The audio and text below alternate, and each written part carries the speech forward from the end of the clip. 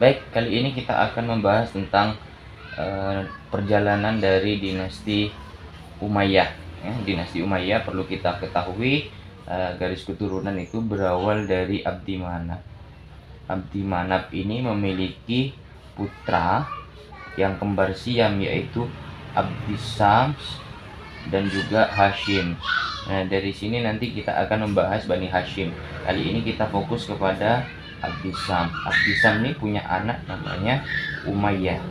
Umayyah ini juga punya anak yang bernama Harb.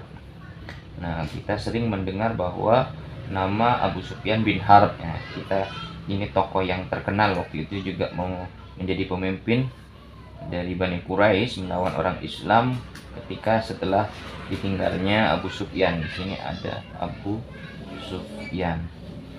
Putra Abu Sufyan ini adalah Muawiyah. Muawiyah bin Abi Sufyan ini yang menjadi khalifah pertama di dinasti Umayyah. Kemudian dilanjutkan oleh putranya Yazid, yaitu generasi kedua atau khalifah kedua. Yang berikutnya ini Muawiyah.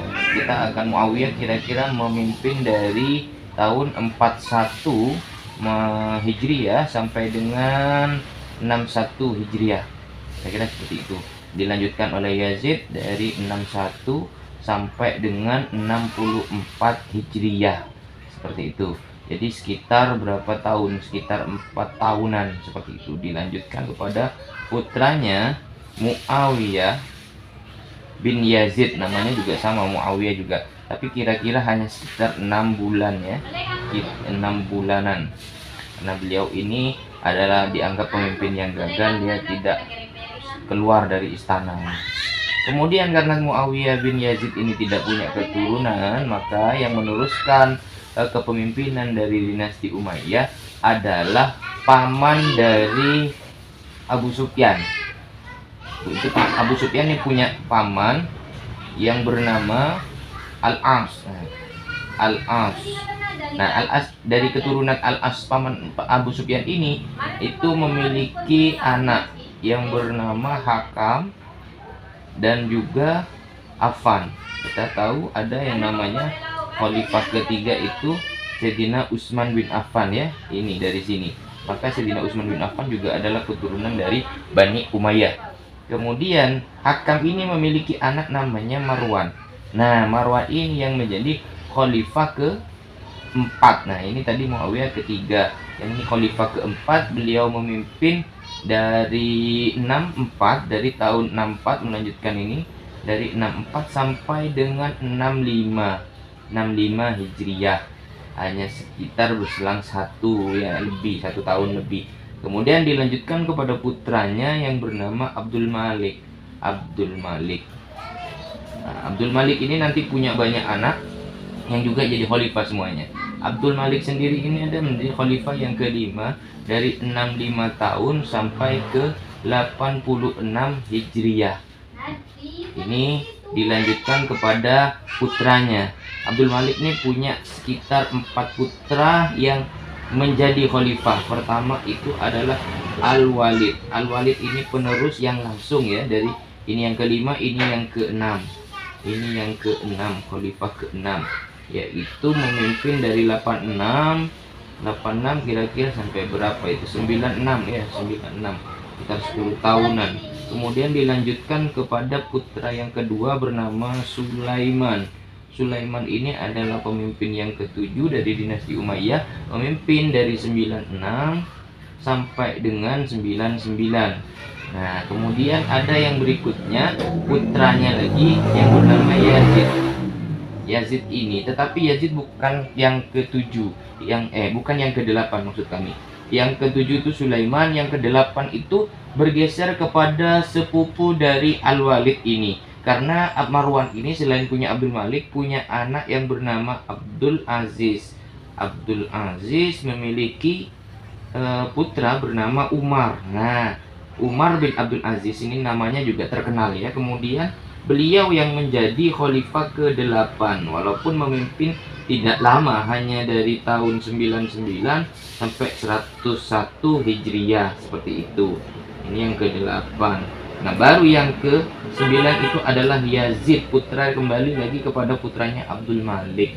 Yazid ini memimpin sekitar 5 tahun dari mana? Dari sini 101 sampai 105 Hijriah. Nah, berikutnya kepemimpinan itu dilanjutkan kepada putranya Abdul Malik lagi yang bernama Hisham.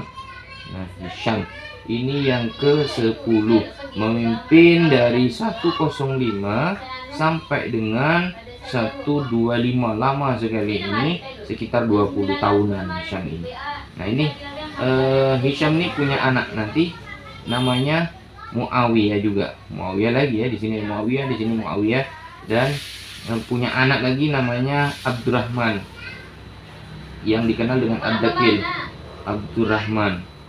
Nah, baik, nanti kita akan ceritakan lain. Ini kita lanjutkan dulu. Ini yang ke-10 berpuasa sampai 125 Hijriah. Kemudian yang ke-11 itu adalah putra dari Yazid. Nah, ini Yazid memiliki putra bernama Walid. Walid ini adalah menjadi khalifah yang ke-11. Nah, ini memimpin dari 125 ya, 125 sampai 126. Dianggap kepemimpinan juga yang gagal, hanya 1 tahun seperti itu. Kemudian yang ke-12 ini putra dari Al-Walid, cucu dari Abdul Malik. Jadi Abdul Malik ini banyak sekali keturunannya yang menjadi khalifah nanti ya. Ini yang pertama adalah Yazid. Yazid ini menjadi khalifah yang ke-12. Ini juga hanya 1 tahun tak sampai ya, hanya 126. Kemudian diganti oleh saudaranya Ibrahim. Ini pergolakan begitu sangat luar biasa waktu itu, sehingga dalam 1 tahun ini sampai 3 kali menjadi pergantian khalifah seperti itu. Ini juga 126. Kemudian ada khalifah yang terakhir nanti Marwan bin Muhammad. Nah, ini adalah juga sepupu dari Umar dari Al-Walid, karena Marwan ini juga punya anak yang berikutnya bernama Muhammad. Muhammad memiliki putra yaitu namanya Marwan. Nah, ini menjadi khalifah terakhir di dinasti Umayyah yang di timur, yaitu Marwan bin Muhammad ya, 126 Hijriah, melanjutkan dari ini sampai dengan 132 Hijriah.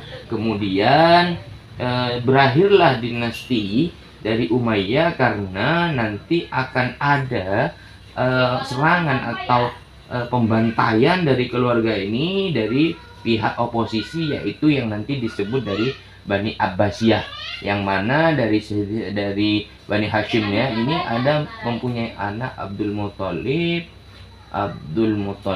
kemudian memiliki anak bernama Abbas.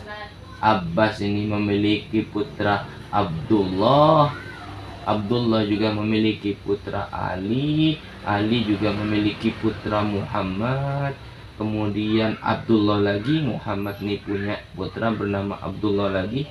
Abdullah ya, tulisannya agak pendek ya. Kemudian nah yang di sini nih nanti dikenal dengan As-Suffah, Abu Abbas As-Suffah, pembantai ya.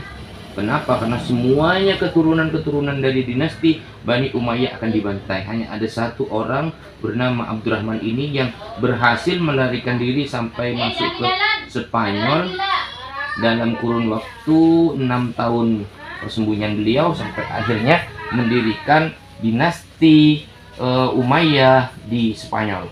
Di saat dimana di timur sudah menjadi dinasti baru, yaitu dinasti Abbasiyah, karena memang dari keturunan dan keluarganya yang nantinya dari sini, dari Sayyidina Abbas. Kira-kira seperti itu penjelasan saya kali ini, mudah-mudahan menjadi manfaat bagi kita semua. Kurang lebihnya mohon maaf. Assalamualaikum warahmatullahi wabarakatuh.